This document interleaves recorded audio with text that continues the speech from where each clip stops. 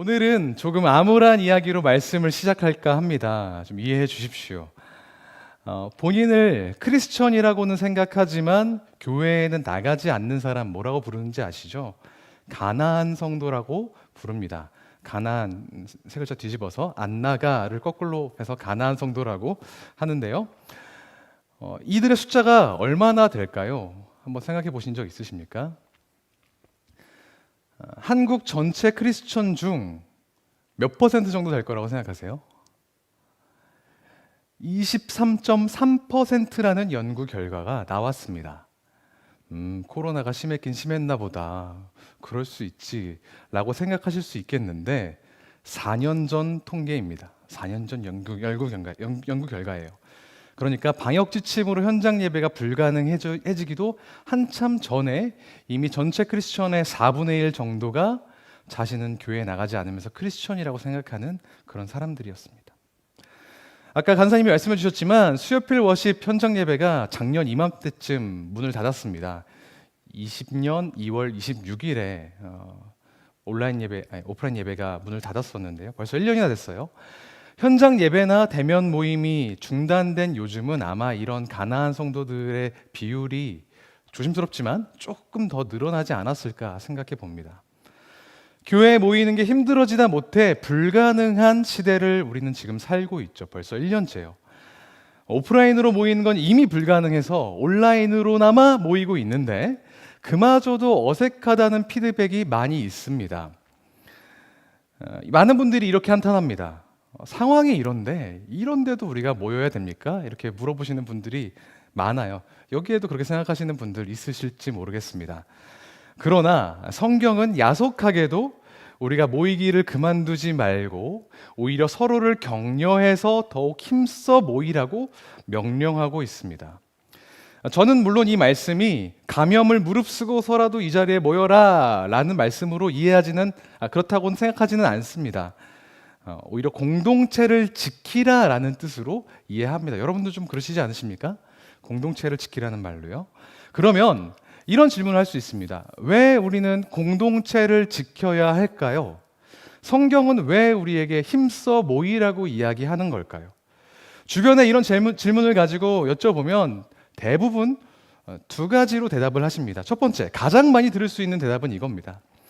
혼자서는 신앙을 유지하기가 어려우니 공동체에 속해 있으면서 그 따뜻한 열정을 이어받아서 그 뜨거움을 공급받아야지 우리가 신앙을 유지할 수 있다라고 설명합니다.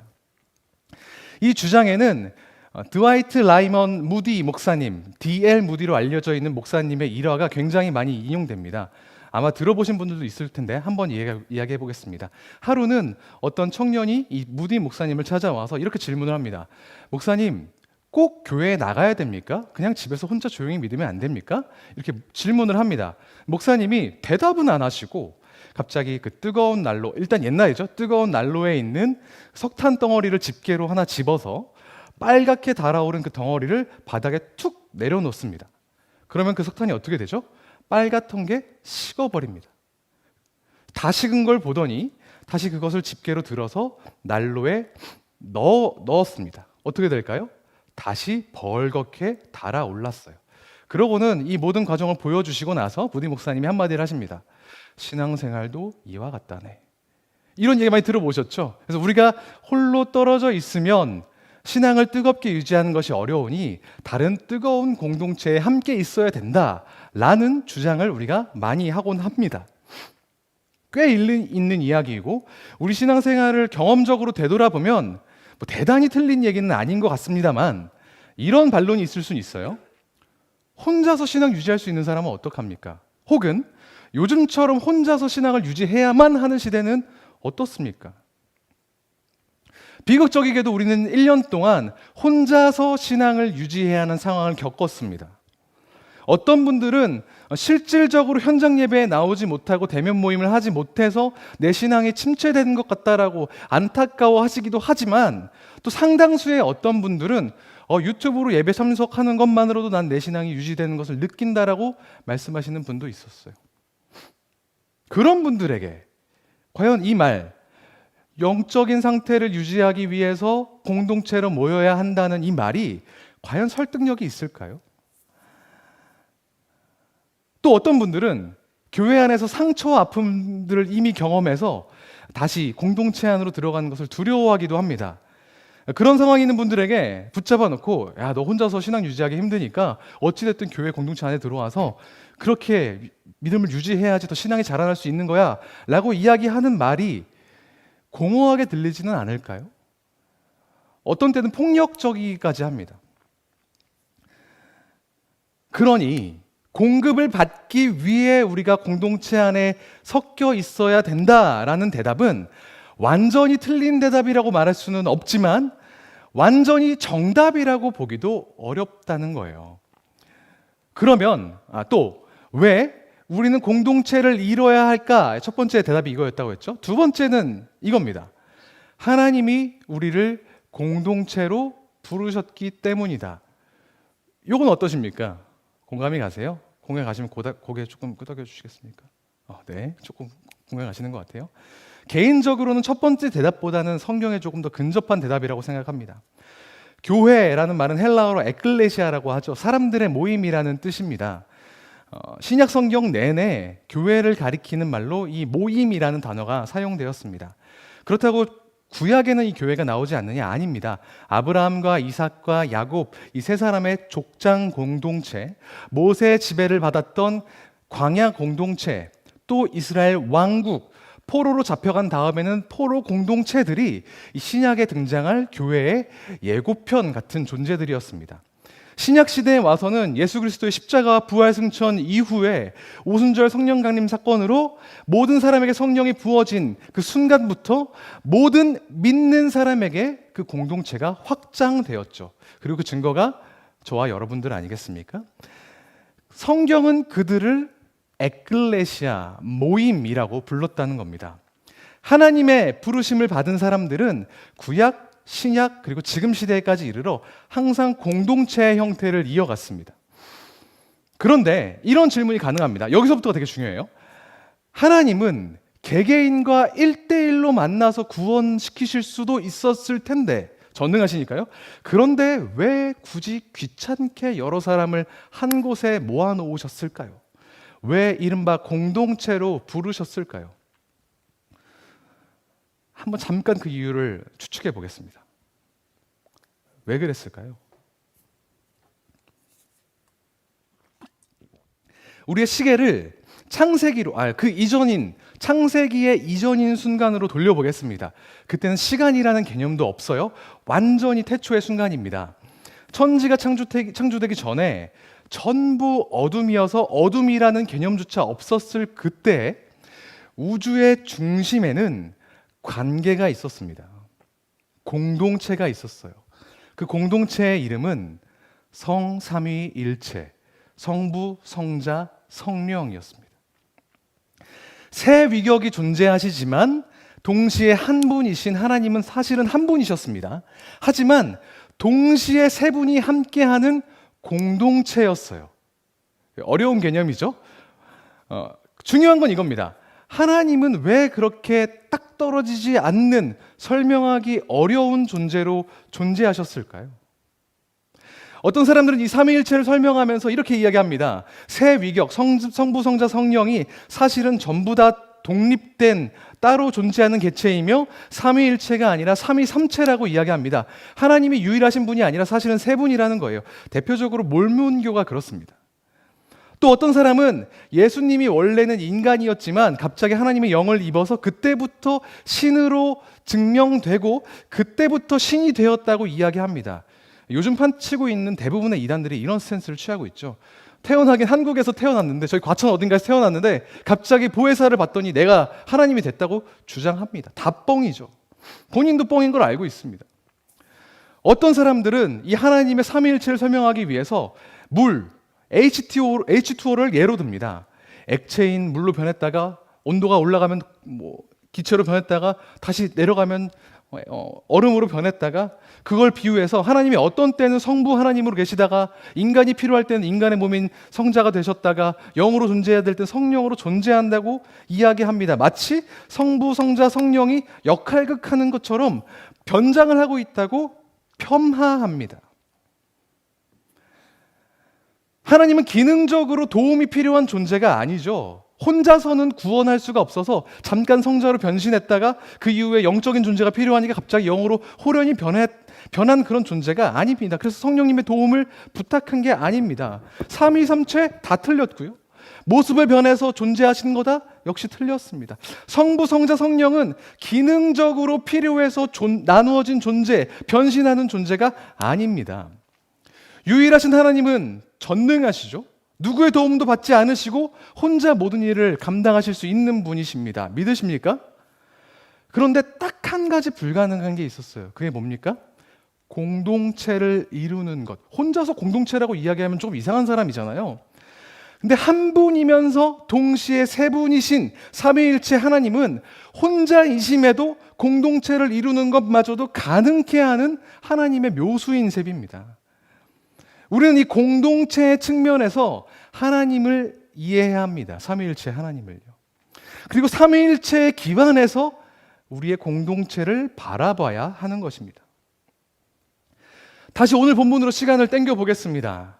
예수님이 최후의 만찬 이후에 로마 병정들에게 잡혀서 십자가에 달려가시기 직전에 마지막으로 제자들에게 이야기하십니다. 근데 그 내용이 조금 길어요. 오늘 본문 17장 앞에 있는 요한복음 14장부터 16장까지는 이때 예수님의 말씀을 정리한 구절입니다. 여기에 여러분이 알고 계신 굉장히 유명한 구절들이 많이 나옵니다. 이를테면 내가 길이요 진리요 생명이 나로 말미암지 않고는 아버지께로 올 자가 없느니라. 너희가 나를 사랑하면 나의 계명을 지키리라. 평안을 너희에게 끼치노니 곧 나의 평안을 너희에게 주노라. 세상에서는 너희가 환난을 당하나 담대하라. 내가 세상을 이기었노라. 이런 유언과도 같은 중요한 이야기들을 제자들에게 말씀하십니다. 그리고 그동안은 조금씩 숨겨오셨던 보혜사 성령님의 정체에 대해서도 강하게 말씀하시죠. 내가 아버지께 구하겠으니 그가 또 다른 보혜사를 너희에게 주사 영원토록 너희와 함께 있게 하리니. 제자들은 그 긴 설교를 숨죽이며 듣습니다. 어떤 제자들은 정말로 중요한 이야기구나 싶어서 받아 적었는지도 몰라요. 그러니까 우리 손에 이 성경이 있는 거 아니겠습니까? 그리고 그 긴 설교 끝에 예수님은 드디어 눈을 들어 하늘을 우러러 보시고 기도하십니다. 하나님께요. 그 내용이 오늘 본문인 요한복음 17장입니다. 이 기도 속에서 우리는 삼위일체 하나님에 대한 그 힌트, 왜 하나님은 과연 삼위로 존재하셨는지에 대해서 힌트를 발견할 수 있습니다. 가급적이면 좀 찾아보시면 좋겠는데요. 괜찮습니다. 제가 읽어드릴게요. 요한복음 17장 21절인데요. 천천히 읽겠습니다. 아버지여, 아버지께서 내 안에, 내가 아버지 안에 있는 것 같이. 다시요.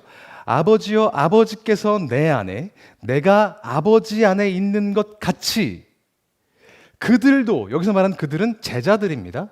제자들도 다 하나가 되게 하여 우리 안에 있게 하사. 아버지가 내 안에, 내가 아버지 안에 있는 것처럼 제자들도 하나가 되게 하고 그 다음에 우리 안으로 들어오게 하여 주십시오라고 기도하십니다. 사실은 한 명인데 성부와 성자로 역할극을 하고 있다는 게 아니라는 게 여기 드러나요. 일단은 또 그 두 분이 서로의 안에 동시에 존재하는 깊은 사귐의 존재라는 게 드러납니다. 그리고 그들, 제자들이라고 했습니다. 그들이 어떻게 해요? 하나가 되어 그 다음 성부 성자 사이에 안에 있게 하사. 이것이 우리를 향한 하나님의 뜻이라는 겁니다. 궁극적으로는, 우리를 향한 하나님의 뜻은 궁극적으로는 제자된 우리가 성삼위 하나님의 안에 들어가는 것이지만 그 전 단계로 뭐라고요? 우리가, 저들이, 제자들이 하나 되는 것이 전 단계로 반드시 필요하다는 거예요. 마치 성부, 성자, 성령의 존재가 나뉘어서 한 분이면서 동시에 공동체이신 하나님처럼 우리도 성삼위 하나님의 모습을 본받아서 우리끼리 하나 된 공동체가 되고 궁극적으로는 하나님 안에 들어가 연합하는 것, 그것이 우리가 하나 된 공동체가 되어야 되는 이유입니다. 제가 섬기고 있는 여의도 침례교회 청년 2부 공동체는 지난주에 양무리 소모임 개편을 단행했습니다. 보통 교회 내에서 조직을 개편하면 말들이 많습니다. 잡음이 많이 생겨요. 많은 사람들이 누구와 친하고 누구와는 덜 친하고, 이 사람은 나랑 성향이 맞고 취향이 맞고, 이 사람은 나보다 나이가 어떻고 성별은 어떻고, 그 비율을 따져가면서 평가합니다. 그리고 첫 모임에 참석해서 각을 재죠. 내가 이 모임을 통해서 재미를 얻을 수 있는가, 뭔가 얻을 수 있는 게 있는가 판단합니다. 그리고 별 가치가 없다고 판단되면 바로 손절하고 털어버리고 떠나버려요. 비단 우리 교회 이야기뿐만 아닙니다. 그동안 있었던 많은 공동체에서는 이런 것들을 경험했는데, 예배는 참석하되 소모임은 가지 않는 부분 결석자, 제한적 가난한 성도들이 이렇게 양산됩니다. 그런데 우리가 공동체를 이뤄야 하는 이유가 뭐라고요? 하나님이 공동체를 이루셨기 때문이라고요. 필요를 채우기 위해서 공동체를 만든 게 아니라, 그래서 우리가 그걸 유지해야 되는 게 아니라, 내 영적인 상태를 유지하기 위해서 공동체에 들어가야 되는 게 아니라, 하나님이 공동체를 이루셨고 그걸 우리에게 요구하시기 때문에 우리는 공동체를 이루어야 된다고요. 그 다음에 성삼위일체 하나님의 사귐 안으로 들어갈 수 있기 때문에, 그 다음에 그게 가능하기 때문에, 그래서 우리가 공동체를 이루어야 된다는 겁니다. 성부 하나님이 십자가 질 대타가 필요해서 성자 하나님을 만들어낸 게 아니라요, 기능적으로 쓸모가 있어서 사귀는 척 이용했던 게 아니라, 있는 그대로 그 존재하셨고 서로의 안에 거하셨던 것처럼 마찬가지로 우리도 신앙적인 뜨거움을 위해서 다른 사람들을, 공동체를 이용하는 게 아니라 하나님의 그 본성을 본받아서 있는 그대로 연합해야 된다는 겁니다. 있는 그대로 연합하는 것, 다른 사람을 기능적으로 이용하지 않고 포용하고 연합하는 것을 뭐라고 하는지 아십니까? 여러분들 굉장히 잘 아는 단어입니다. 그걸 사랑이라고 합니다. 성경에서 말하는 사랑은 눈에서 하트가 뿅뿅 나오고 감정적으로 뜨거워져서 막 안아주고 싶고 이런 어떤 상태를 이야기하는 게 아닙니다. 사랑을 잘못 이해한 사람들은 그렇게 생각하고 나서 교회가 사랑하지도 않으면서 가식 떤다고 이야기하고 나 위선 떨기 싫으니까 교회 안 가, 이렇게 얘기하지만 성경에서 말하는 사랑은 그게 아니에요. 존재 자체를 그냥 인정하고 품는 하나님의 그 속성을, 본성을 본받아 내 안에 채우는 것이, 그게 바로 성경적인 사랑입니다. 오늘 본문을 쓴 사도 요한은 다른 편지인 요한일서에서 이렇게 이야기합니다. 사랑하는 자마다 하나님으로부터 나서 하나님을 알고 사랑하지 아니하는 자는 하나님을 알지 못하나니 하나님은 사랑이심이라. 하나님이 뭐라고요? 사랑이라고요. 기능이 아니라 존재를 품어주는 사랑의 존재시라고요. 하나님은 사랑 그 자체이십니다. 얼마나 큰 사랑일까요? 얼마나 그럴까요? 얼마나 사랑이 크시면 스스로가 공동체가 되어서 서로를 품을 만큼, 혼자서는 사랑하지 못하니까 스스로 공동체로 존재하시면서 품을 만큼 사랑하시는 분이라고요. 그걸 신학적인 용어로는 페리코레시스, 상호내주, 상호교통 이렇게 이야기합니다만 중요하지 않고요. 중요한 건 그만큼 하나님은 교통함, 사랑함을 추구하시는 분이라는 겁니다.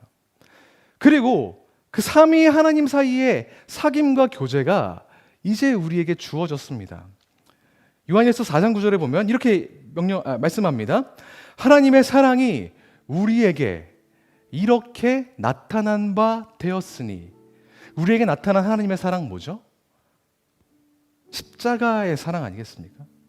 자격이 안 되는 우리를 기능적으로 어떻게든 이용해 먹을까, 어떻게든 착취해 먹을까 생각하신 게 아니라 조건 없이, 죄를 지었지만 조건 없이 품어주셨던 그 하나님의 은혜, 그 사랑이 우리에게 열렸다고요. 죄는 졌지만, 그래서 하나님으로부터는 멀어졌지만 다시 그분께 돌아갈 수 있는 길을 열어놓으셨다는 겁니다. 그게 우리에게 이미 나타난 바 된 사랑이라는 거예요. 그리고 그 다음에는 그 사랑에 제대로 반응하는 방법이 설명됩니다. 요한일서 4장 11절, 사랑하는 자들아, 하나님이 이같이 우리를 사랑하셨은즉 우리도 서로 사랑하는 것이 마땅하도다. 우리가 공동체를 이루어야 하는 이유가 뭐라고요? 서로 사랑하기 위해서. 재미없을지도 몰라요. 말 안 통할 가능성이 큽니다. 상처도 많이 받죠. 여러분도 상처 알게 모르게 많이 받으셨죠? 티는 안 내지만 사역자들도 상처를 많이 받습니다. 그럼에도 불구하고 우리가 공동체를 붙들고 놓지 말아야 되는 이유 뭐라고요? 하나님의 사랑 때문이라고요.